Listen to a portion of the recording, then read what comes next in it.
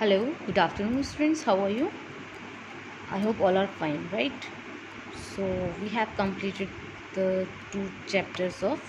English literature, right? So, in which book? Honeydew, right? So, today we are going to start the poem of this is the first poem, right? So, the poem name is The Ant and the Cricket, right? So, it is a fable story uh, with the animals and its characteristics, right? So, it has a moral also, and this poem about an ant and the cricket, right? Ant is a cheetah and cricket is a I think जो cricket का मतलब होता है जैसे कि कीड़ा type का वो होता है सीधा पिक्चर ऑल्सो झिंगुर right this type okay so and it poem has also keeping a moral right so and which is as true of a and this poem also has a moral this type of two-legged one and four-legged one right so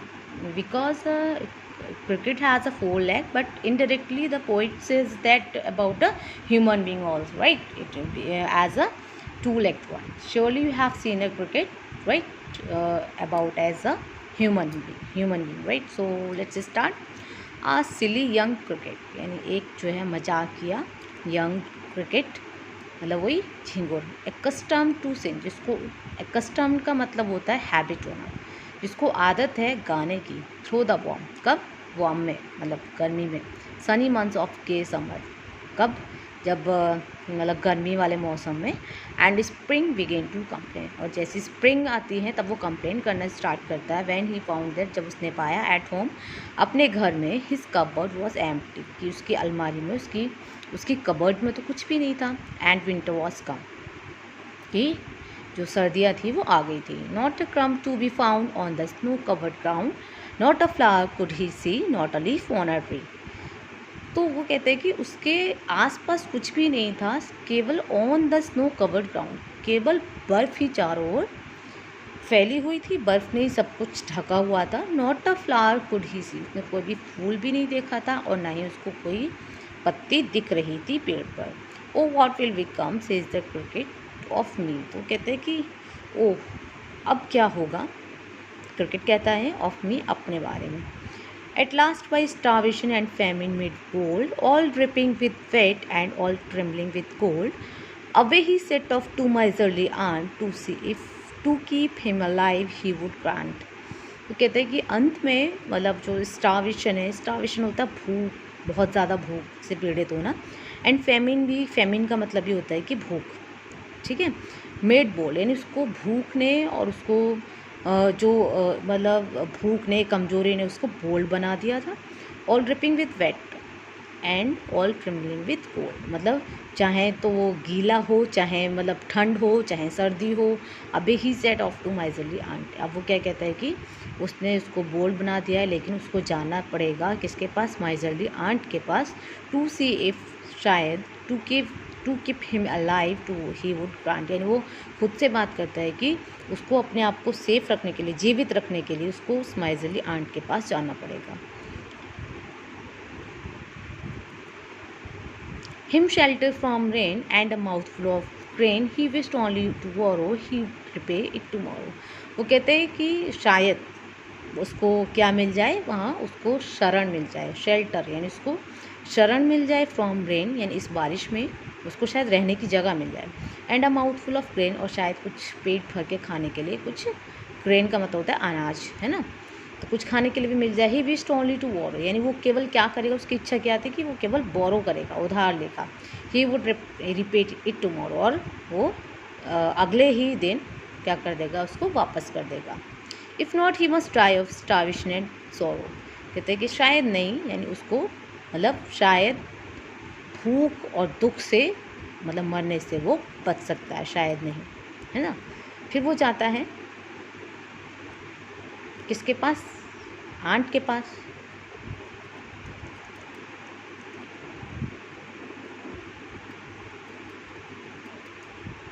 तो क्या कहता है, says the ant to the cricket, I am your servant and friend. तो जो ant है वो क्या कहती है, says the ant to the cricket, ant जो है क्रिकेट से क्या कहती है कि मैं तुम्हारी गुलाम हूँ एंड फ्रेंड, और फ्रेंड भी हूँ। But we ants never borrow, we ants never lend. तो वो कहती है कि लेकिन हम जो आंट्स हैं कभी भी बोरो नहीं करती हैं, हम जो आंट्स हैं कभी भी लैंड नहीं करती हैं। बोरो का मतलब उधार देना है ना, उधार देना, और लैंड मतलब उधार मांगना। वो कहते हैं कि ना तो हम कभी किसी को उधार देते हैं, ना ही हम किसी से उधार मांगते हैं। But tell me dear cricket, did you lay nothing by when the weather was warm, put the cricket not I, right. तो वो कहते हैं कि बट टेल मी, लेकिन मुझे बताओ, dear cricket, did you lay nothing, यानी कि तुमने कुछ भी इकट्ठा नहीं किया था, why when the weather was warm, जब गर्मी थी तब तुमने कुछ भी जमा नहीं किया था, कुछ भी अपने लिए इकट्ठा नहीं किया था। कोत क्रिकेट, तो क्रिकेट जो है बहुत ज़्यादा परेशान होता है, कोत का मतलब है सेड, कि वो बहुत परेशान होता है, वो कहता है, क्रिकेट कहता है नॉट आई, कि नहीं मैंने नहीं किया। फिर क्या कहता है, my heart was so light that I sang day and night for all nature look के you sang sir you say. कहता है कि मेरा दिल तो बहुत ज़्यादा लाइट, मतलब बहुत ज़्यादा लाइट था, मैं पूरे दिन और रात केवल गाता था, यानी मैं बहुत ज़्यादा खुश था उस time. For all nature look के, यानी पूरी जो प्रकृति थी वो बहुत ज़्यादा अच्छी दिखती थी। सेंग यानी तुमने गाया, सिर्फ यू से यानी तुम कहते हो कि तुमने गाया सिर्फ। कहते go then says the ant, तो आंट जो कहते कि जाओ, and dance the winter away, अब मतलब जब मौसम अच्छा था तब तो तुमने गाया, अब क्या करो, जब विंटर आई है तो तुम क्या करो, अब बाहर जाओ और डांस करो, विंटर को भगा दो। दस ending he hastily lifted the wicket and out of the door turn the poor little cricket, folks call this a fable, I will warranty it true, some crickets have 4 legs and some have 2। दस ending यानी इस तरीके से and में क्या करती है, ही hastily lifted the wicket, यानी वो बहुत ज़्यादा परेशान होता है, हेजिटेटली वो होता है, और वो क्या अपनी विकेट उठाता है और and out of the door, और दरवाजे के बाहर चला जाता है, turn the poor little cricket, यानी वो बेचारा लिटिल छोटा सा cricket. Fox call this is a fable, यानी जो फॉक्स मतलब यहाँ है पीपल से, कि जो लोग हैं जो फेबल मतलब इसको केवल स्टोरी कहते हैं, कहानी कहते हैं। I will warrant it true, लेकिन ये मैं मानता हूँ कि ये क्या है, एक सच्चाई है।